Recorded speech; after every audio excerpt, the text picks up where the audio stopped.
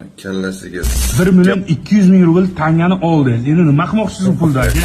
Xayrli aka, sizlardan zaifayam bo'lib ketdi bor. Tinch qo'yinglar shu odamni. Kimga qarasang bu olgan pulini hisoblaydimi? Berilayotgan yordamni hisoblab.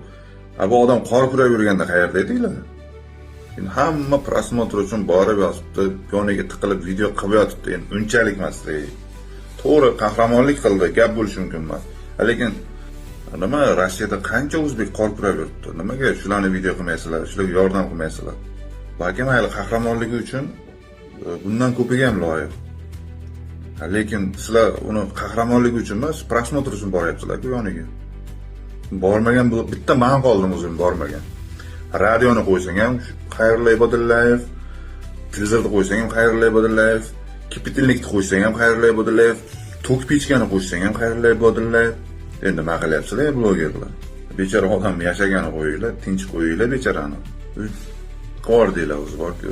Eng qizig'i birortasi bu yordam ko'rsatish uchun emas, hammasi prosmotr uchun boryapti. Yordam qil, sekingina o'rganinglar chet elda blogerlarni. Ular prosmotr uchun emas, haqiqatan yordam qilyapti. Bizankilar bo'lsa borib choyxonasini reklama qiladimi? Somsa yedirib, osh yedirib deb. Odam bo'lmaymiz xullas. Prosmotr uchun любой ish qiladigan odamlar bizda juda ko'p. Shu prosmotr uchun mana shunaqa qilib yurganlarni kallasiga skavarotka bilan ursanglar.